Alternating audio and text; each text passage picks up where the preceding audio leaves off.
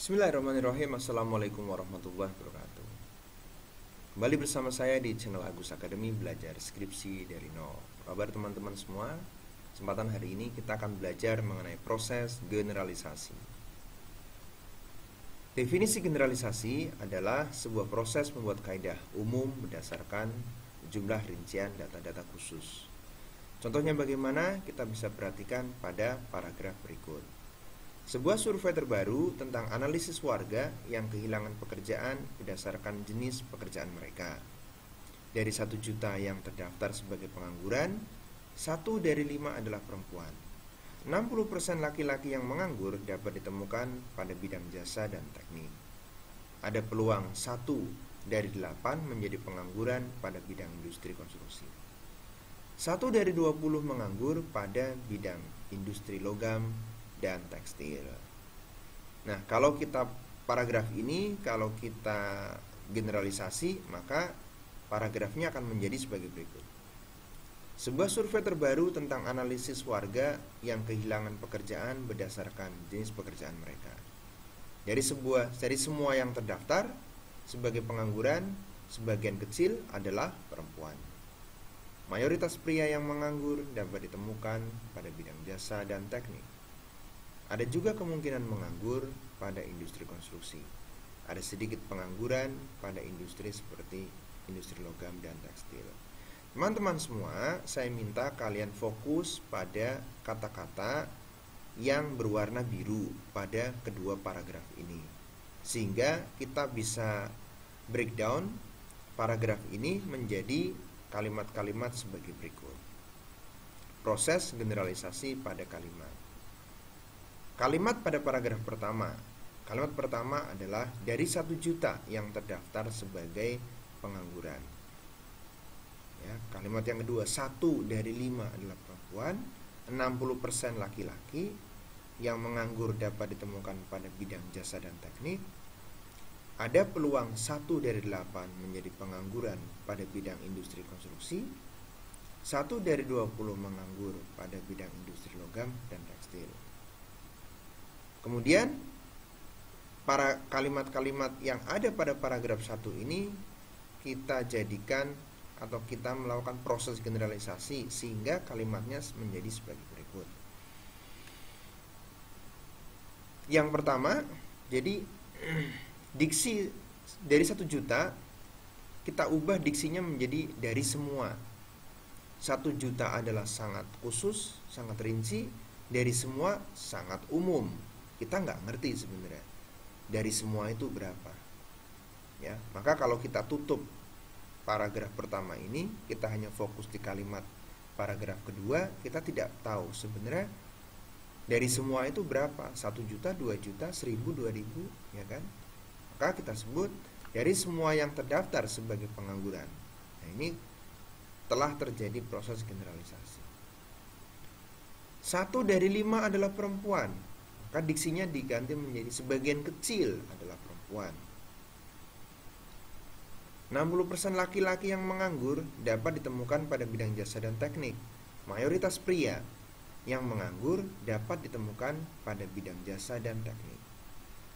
Mayoritas, kok kenapa diganti mayoritas? Ya, karena 60% adalah sebagian besar daripada 40%, di mana persentase secara penuh adalah 100%. 1 dari 8, kecil atau besar? Kecil sekali. Karena 1 yang lebih besar adalah 7, karena totalnya adalah 8. Maka kita bisa mengganti ada juga kemungkinan. Diksi kemungkinan itu sebagai pengganti peluang, kata peluang. Maka ada juga kemungkinan menganggur pada industri konstruksi. 1 dari 20, ya, 1 dibanding 20, maka ada sedikit atau sangat sedikit. Maka saya tulis di sini diksinya menjadi ada sedikit pengangguran pada bidang industri logam dan tekstil. Bagaimana teman-teman? Gampang kan? Gak susah? Teman-teman semua bisa melakukan seperti ini. Jadi prinsipnya adalah bagaimana kalian mengganti diksi dari kalimat satu menjadi kalimat yang lain tanpa mengurangi makna. Meskipun maknanya maksudnya di sini adalah kita tidak tahu sebenarnya berapa nilai spesifik yang disebutkan dari kalimat yang general tersebut. Tapi itulah tujuan dari generalisasi. Kapan generalisasi ini digunakan? Yang pertama, pada penyusunan literatur review pada bab 1 dan bab 2. Kemudian pada penyusunan deskriptif kesimpulan. Nah, kapan generalisasi tidak digunakan? Adalah pada penyusunan laporan penelitian bab 4. Di mana pada bab 4 ini Anda dituntut menyajikan data-data hasil penelitian yang sangat rinci, berikut pembahasan dan analisisnya. Oleh karena itu, aplikasi generalisasi tidak boleh digunakan pada bagian ini. Proses generalisasi. Dalam literatur review, di mana kita tinjau dulu definisi literatur review adalah ringkasan komprehensif dari penelitian sebelumnya tentang suatu topik literatur, meninjau survei, artikel ilmiah, buku, dan sumber-sumber lain yang relevan dengan bidang penelitian tertentu. Ini adalah tinjauan literatur atau literatur review. Kapan membuat literatur review? Yang pertama, saat mulai membuat proposal penelitian. Oleh karena itu, teman-teman semua yang sekarang sedang membuat proposal skripsi, Anda wajib melakukan literatur review. Kemudian saat mulai menulis artikel ilmiah, kalau Anda selesai melaksanakan penelitian, maka Anda mau menulis artikel ilmiah, maka saatnya juga Anda membuat literatur review. Tujuannya yang pertama, menambah pengetahuan dan wawasan dari topik penelitian yang akan kita lakukan dari perspektif peneliti yang lain. Kedua, menentukan peta penelitian pada topik yang Anda pilih, sejauh mana topik tersebut telah dieksplorasi dan dievaluasi untuk mencegah overlapping dalam penelitian kita. Melakukan penelitian yang sudah dilakukan. Nah, ini penting sekali. Jangan sampai kita melakukan sebuah penelitian, tapi penelitian itu ternyata sudah dilakukan. Maka sia-sia saja karena tidak ada artinya. Toh sudah ada jawabannya, kita mengulangi saja. Oleh karena itu kita perlu melakukan literatur review untuk mengetahui sebenarnya posisi penelitian kita itu dalam peta penelitian di bidang itu ada di mana. Apakah kita sudah di depan atau jangan-jangan kita di belakang atau di tengah. Artinya kalau di belakang dan di tengah itu sudah dilakukan, tapi kalau di depan berarti memang belum dilakukan. Itu yang kita inginkan. Kemudian yang ketiga adalah mengidentifikasi variabel-variabel yang telah dilakukan oleh peneliti sebelumnya. Berikut hasilnya. Nah, inilah menjawab dari beberapa teman-teman yang menanyakan bagaimana sih sebenarnya cara menentukan variabel. Caranya kita juga bisa, strategi yang pertama, maksudnya salah satu strateginya adalah kita bisa melalui membaca paper, kemudian dari peneliti sebelumnya menggunakan variabel apa saja. Nah, kita bisa aplikasikan dalam penelitian kita. Kita bisa menambahi atau mengurangi atau memodifikasi variabel tersebut.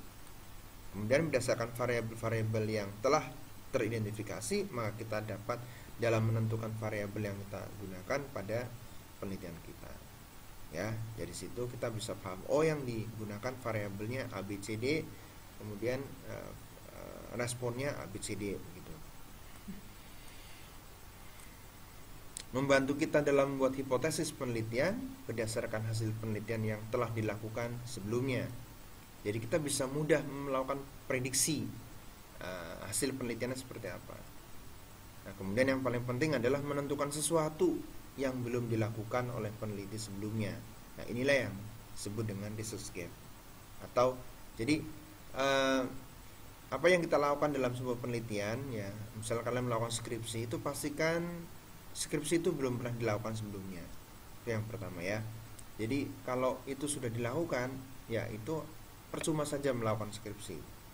Jadi pastikan lakukanlah literatur review yang banyak sehingga kalian bisa tahu sebenarnya apa yang sudah dilakukan oleh orang lain dan apa yang belum. Nah, teman-teman melakukan yang belum sehingga ada kebaruan dari skripsi teman-teman semua. Nah, untuk melakukan literatur review itu sumbernya dari mana aja? Tentunya artikel ilmiah itu yang paling umum, yang paling gampang. Ya. Yaitu sumbernya dari apa saja? Review artikel atau artikel review. Kemudian research article, ya, technical paper. Kemudian short communication. Dan yang keempat adalah book chapter. Jadi ini 4 sumber, 4 jenis artikel ilmiah yang umum, yang lazim digunakan sebagai referensi literatur review. Adapun seperti buku, kemudian tesis dari orang lain atau skripsi dari orang lain itu juga bisa dimasukkan sebagai referensi tambahan. Ya. Tapi yang paling cepat update-nya adalah melalui 4 hal ini. Yang terutama adalah 2 hal yang di atas, yaitu review artikel dan research article. Contoh generalisasi pada literatur review. Ini saya buatkan sebuah contoh, ya, contoh hasil reduksi berbagai jenis partikel dengan metode mechanical ball mill. Jadi ini saya buat tabel terdiri dari author atau penulis, material, diameter awal, diameter akhir, besar reduksi. Jadi ada sejumlah peneliti, ya. Yang pertama, Amin dan kawan-kawan melakukan penelitian tahun 2019, ya, yaitu dengan material kaolin. Diameter dari kaolin tersebut mula-mula adalah 340, ya, mikron meter. Kemudian dia melakukan reduksi partikel dengan metode mechanical ball mill. Setelah itu diameter akhir yang didapat adalah 280 mikrometer. Oleh karena itu besar reduksinya adalah 60 mikron. Kemudian Udin dan kawan-kawan di tahun 2018 melakukan hal yang serupa untuk material grafit. Diameter mula-mula 350, kemudian diameter akhir menjadi 330. Sehingga besar reduksi yang dihasilkan adalah 20. Jessica melakukan sand iron, diameter mula-mula 360, diameter akhir 305, sehingga besar reduksi yang dihasilkan adalah 55. Berikutnya Thoib alumina, ya, melakukan alumina, ya, jenis materialnya adalah alumina, diameter mula-mula 320, diameter akhirnya 270. Kemudian hasilnya adalah besar reduksinya 50. Dan Molihua dan kawan-kawan di tahun 2017 melakukan reduksi partikel untuk material silika, diameter mula-mula 320, diameter akhirnya 275. Besar reduksinya adalah 45. Nah, teman-teman semua, kita bisa melihat, ya, trennya yaitu fokus pada yang berwarna biru. Berdasarkan data di atas dapat digeneralisasi bahwa hasil reduksi partikel beragam jenis material dengan menggunakan metode mechanical ball mill adalah dalam rentang 20 sampai 60 mikrometer. Nah, ini merupakan generalisasi pada literatur review. Ini hasilnya seperti ini contohnya. Oke, ya.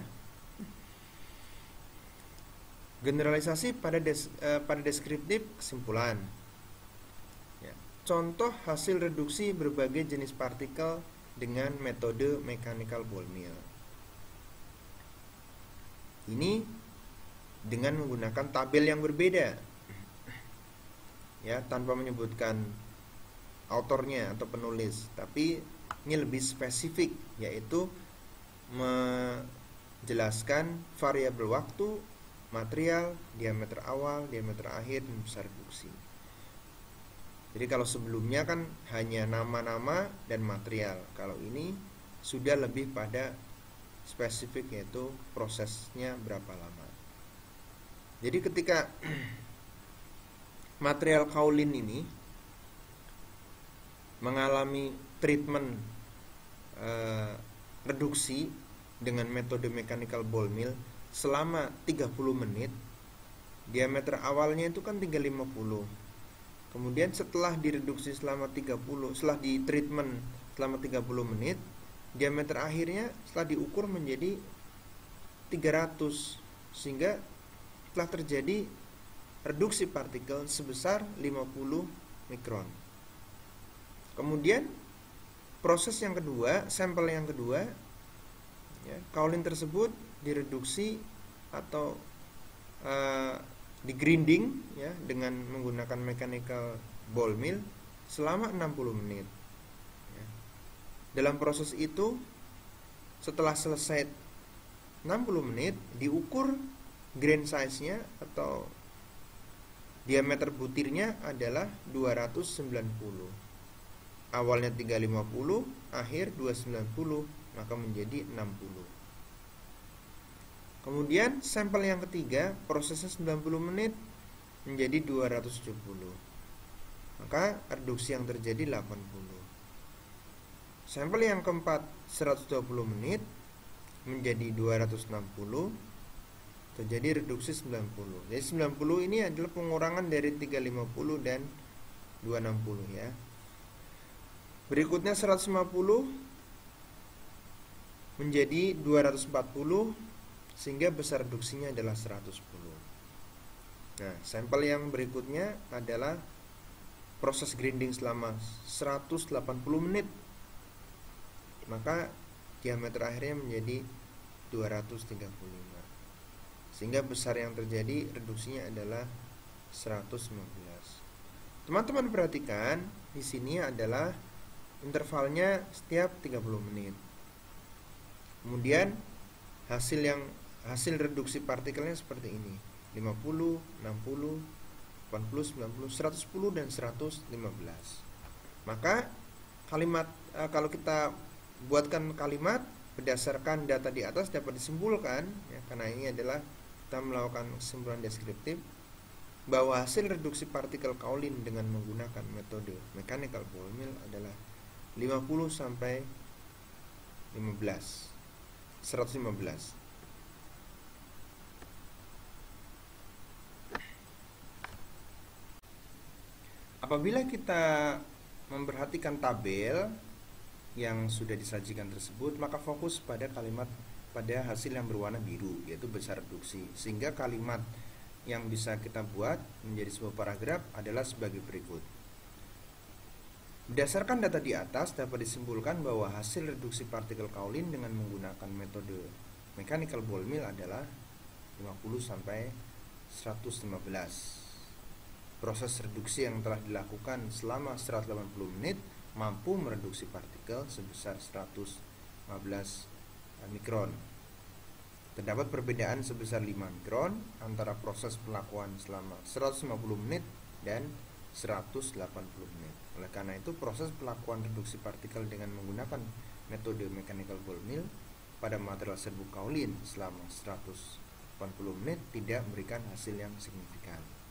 Ini menjadi penting ketika kalian melakukan satu penelitian, maka variabel-variabel waktu ini satu titik yang sangat bagus, di mana titik 150 menit merupakan satu variabel yang kelima, karena setelah 180 menit dia mengalami penurunan. Jadi perbedaannya tidak terlalu besar. Kalau kita perhatikan 120, maka dia besar reduksinya 90, ya. Maka ini tidak terlalu banyak, ya. Kalau 150 bisa 110, maka ini luar biasa, kan? Tapi kalau 180 menit hanya 115, perbedaannya hanya 5 saja. Jadi ini tidak terlalu signifikan.